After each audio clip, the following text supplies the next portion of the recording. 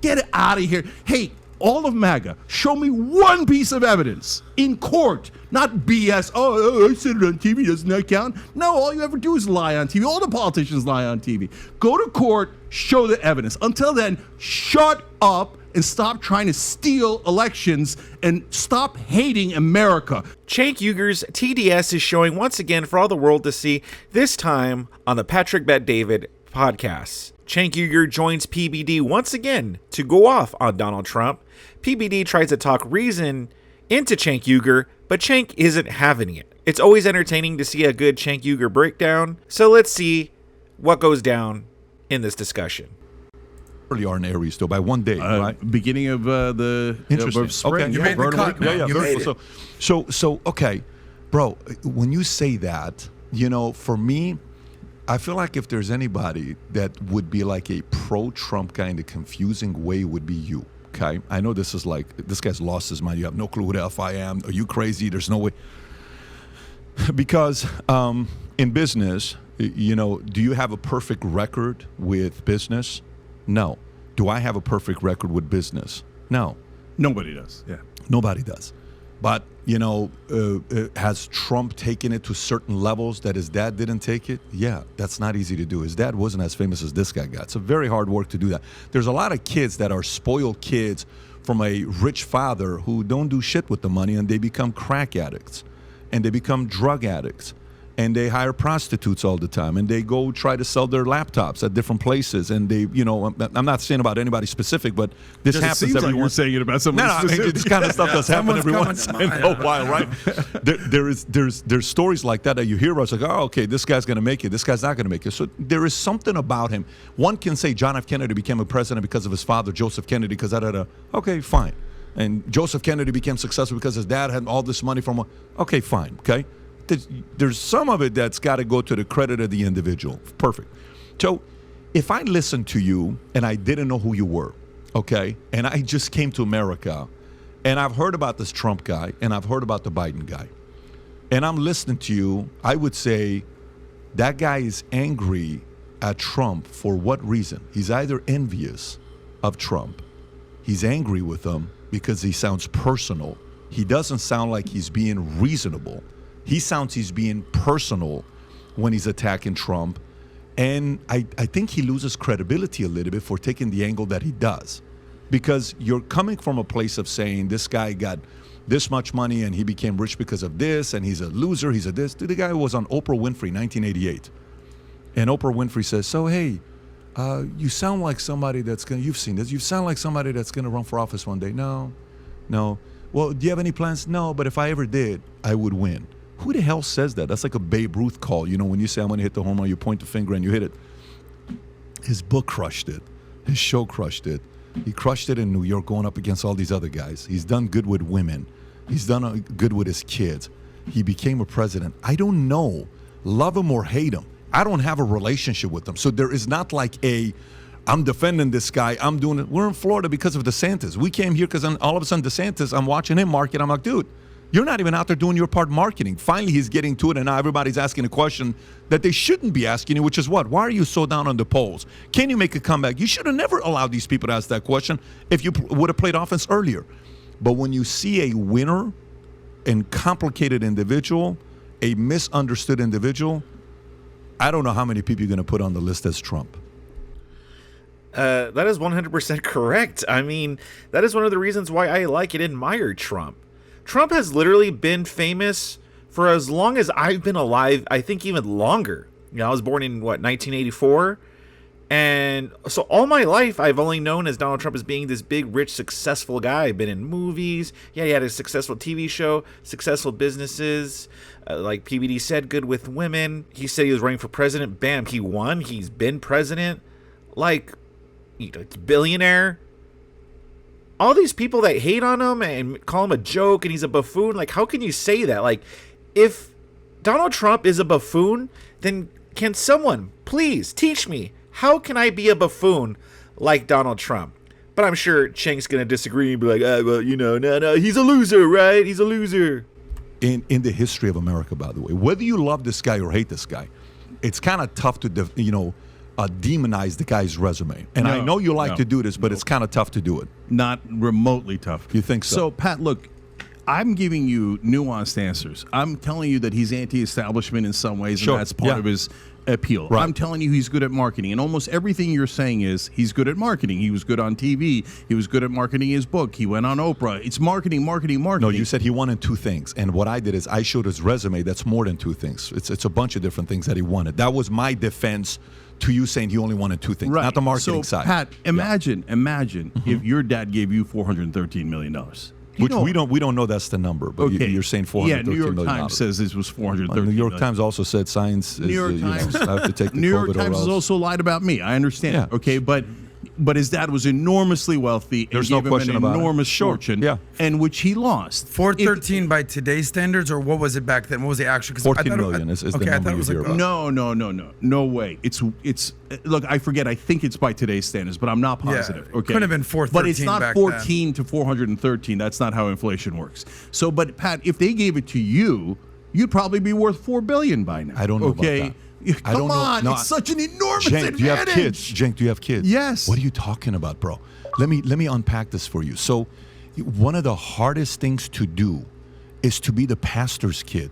Are you kidding me? Like the pastor's kid is like, so you got to be a virgin till you get married. I'm gonna go freaking smoke weed. And I'm so sick and tired of this pressure. What are you gonna be this? No, I'm not, bro. I remember we're at a church. We're going to the church. The pastor's son. You ready for this? This is a pastor loved by so many people. His son gets arrested across the street from the church with a crew of players taking stuff from Best Buy. And the pastor's going to come on Sunday and preach in front of 20,000 members. So the point I'm trying to make to you is nobody wants to be Michael Jordan's kids. Nobody wants to be Brady's kid. The level of pressure and scrutiny of wanting to do that. Trust me, I understand the level of influence and additional cards and stuff that you can get. But we did a research on a generational wealth. I got kids, and I'm trying to see how do I set it up for my kids to get my wealth without them being spoiled. Okay, so it's something that's important to me. I kind of want to figure out. I'm in a community, couple families do it right. So I said, let me go out and study this to see how to do it right. Vanderbilt's. Do you know how long the wealth lasted? This guy was the richest man in the world, giving money back to the country. You know how many generations money lasted? Two generations. Usually it's always two generations. The only wealth that lasted 7 generations, the Medici. Medici lasted 7 generations. It's the only one. Every other one is 2, 3. Rockefeller's still on 4 right now. They're not even on 5, 6, 7. So the notion when you're saying like if you would have had a head start, bro, a lot of people you give them money, they become spoiled little brats. I had a guy I interviewed who lives in Seattle. You know what his job was? He managed the Templeton family, 16 grandkids. You know what his job was?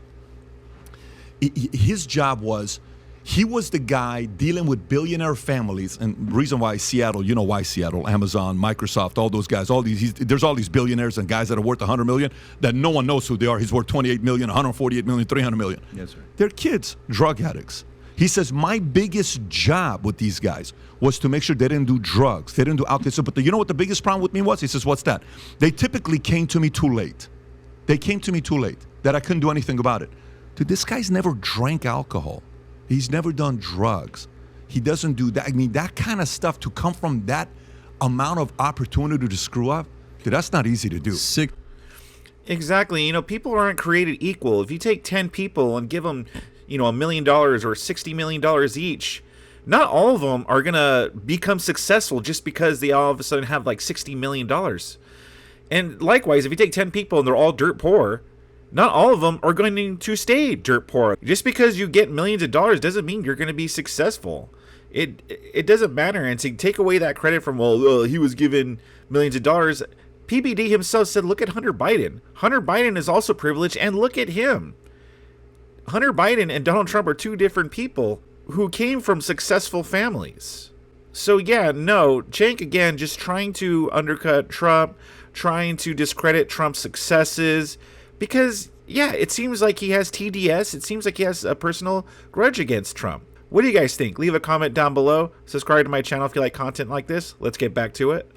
Bankruptcies. I mean, just no, look, people make mistakes in business. If you're not making mistakes, you're not really a businessman. Like, there's no question. I get it, right? And I'd cut him I'd cut any business person a lot of slack for You got a bankruptcy, you got 2 bankruptcies. It happens, brother. 6? He's never had a successful business. Trump steaks, Trump water, Trump casinos. You can't name a successful business. He bought an airplane company. He put gold seats in an economy airline and immediately went bankrupt. He's terrible at business. But look, if you say it's personal, well, number one, it isn't, because I'm giving you nuance on both sides, okay? But having said that, look, it got personal when he lost the election in 2020 and said, screw it, I'm going to try a coup. I'm going to do these fake electors scheme. I'm going to try to rob America of its democracy just so I can stay in power. Screw that guy. And if any of you are voting for that guy who's totally un-American, who betrayed this country, you're nuts, and he won't ever leave office. He's a wannabe dictator. He always praises dictators, whether it's Xi in China, whether it's Kim Jong-un in North Korea, Putin. He's always saying, they get all the applause when they walk in. No one is allowed to disagree with them. And then freedom, my ass. He hates freedom. He wants to take away everyone's freedom so that all the power goes to him, okay? So, no, Pat, look, you can... I'm not laughing at you. It's entertaining what you're saying, and it's 100% true. I can see... Okay, so let me ask you a different question. Who do you trust more, him or Biden? I don't trust either one of them. It's not about trust. Fair. Okay, so who do you see more? If your choices are the 2 guys right now, are you going to sit this one out? Oh, no way. I'm going to vote Biden. Because I want another election. If you put Trump back in charge, there's at least a 50% chance we're never going to have another election. So let me ask you this other question. To the people who, when Hillary lost, you've seen that clip when Hillary lost. It's one of the greatest. Bill Burr said it best when he was on Conan O'Brien. He says, look, man, forget about the Olympics, Russia, U.S., forget about, the home run, forget about this. He says, dude, this guy beat Hillary Clinton. It's like the people lost their minds, right? What did Hillary Clinton do for 4 years? You know what she did. She went around campaigning around what? They stole the election. They stole the election. They stole the election. And we... What do you mean before, Pat? Before she was doing it with all that bullshit. No, but they didn't say that he physically stole the election. There's a giant difference. Saying, boo-hoo, which she did, of the Russians interfered in the election, which, by the way, they did, but not enough to make the difference, okay? But... that's just crying after you lost. Whereas Donald Trump had a scheme of fake electors to do a goddamn coup. So I got to follow up. Hillary did not do that. And I can't stand Hillary. And she did actually concede. Wait, hold on. She conceded. So, here's my question, Cenk. So let's say you are Trump. You legitimately win the election. Hold on. Don't use the word legitimately. Time out. You won in 2016. You find out all these years later with the Durham report and all that shit that not only did Hillary help set up lawyers, the dossier, everything. How can you blame somebody for not trusting the FBI or everything in 2020? That's a good question. No, exactly. And then didn't Obama set up wiretaps in Donald Trump? He was spying on Donald Trump's campaign shortly before he became president. How can you trust the government institutions behind that? And especially again, we were seeing all these videos of people posting up the poster boards on the windows, these suitcases of ballots or something just being wheeled in the middle of the night, lies about a pipe bursting when it didn't. Trump was in the lead for the longest time. All of a sudden, it just shot up out of nowhere. All of these things coming together. Oh, and then there's fake addresses. Addresses didn't match the people. The addresses didn't exist in some cases. Ballots were being sent to people who didn't live at these addresses no more, or who weren't living anymore. How is it not reasonable to believe that there were some shenanigans in the 2020 election? It is. I think it is more reasonable to believe that there are shenanigans in the 2020 election than that there weren't shenanigans. When people just dismiss it and be like, "Well, no, there wasn't any fraud," or there was enough fraud." So they have to say, "Well, maybe there is some fraud, but not enough to sway the election." Okay, maybe that's true. Maybe we don't know. We'll probably never know. But they act like it's unreasonable to think that there were shenanigans. It's no, it's not, dude. It is not unreasonable to think that. I wouldn't. Can I answer? I wouldn't trust anybody. Okay, so look, when he asked for a recount, I said, hell yeah. When he asked for a hand recount, I said, hell yeah. Why? Progressives have been asking to verify elections for decades now, right? But just don't ask for voter ID, though. When some Bernie supporters back in 2016 said, oh, no, Hillary stole the election from Bernie in the primaries, I said, look, when you're talking about how they set up the debates, how they funneled money from the donors through the state Democratic parties, that's true, okay? But if you're talking about evidence of rigged elections, you have to come with frickin' evidence. And our side didn't. So I said, no, I don't care how angry you get at me. Hillary Clinton did not steal the votes in those elections in the primary in 2016. So when you get to Trump, if he says, hey, I want to recount, great. But they did. They recounted 3 times. They did hand recounts.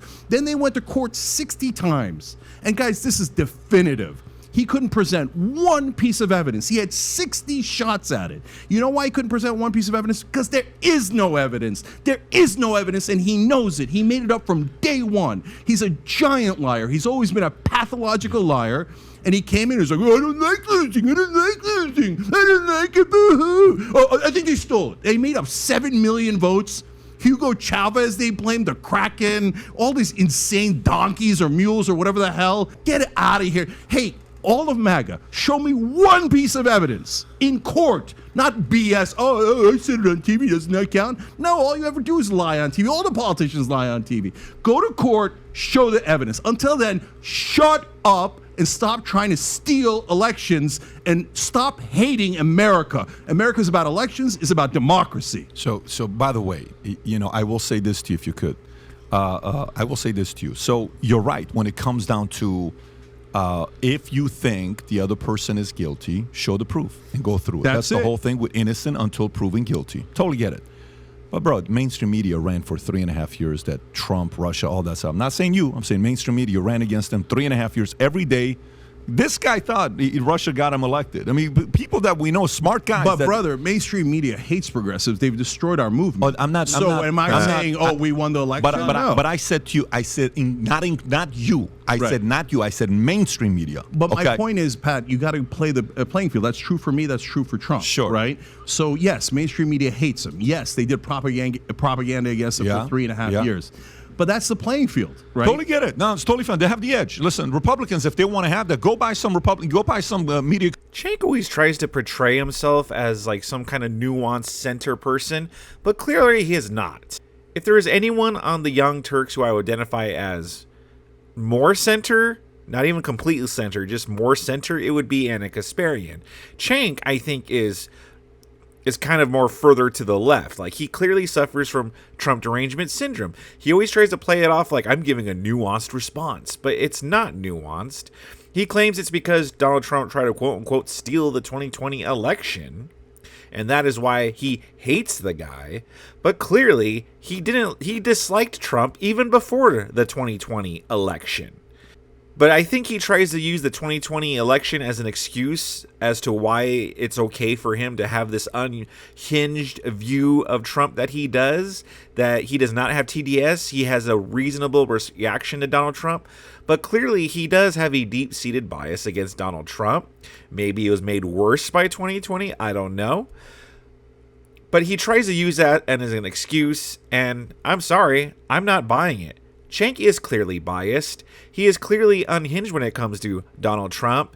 And I have other videos that talk about Cenk and his views on Trump and his Trump derangement syndrome that you could check out right here in the upper left-hand corner. I even got a playlist for you in the bottom corner. So check them out. I'll see you guys later.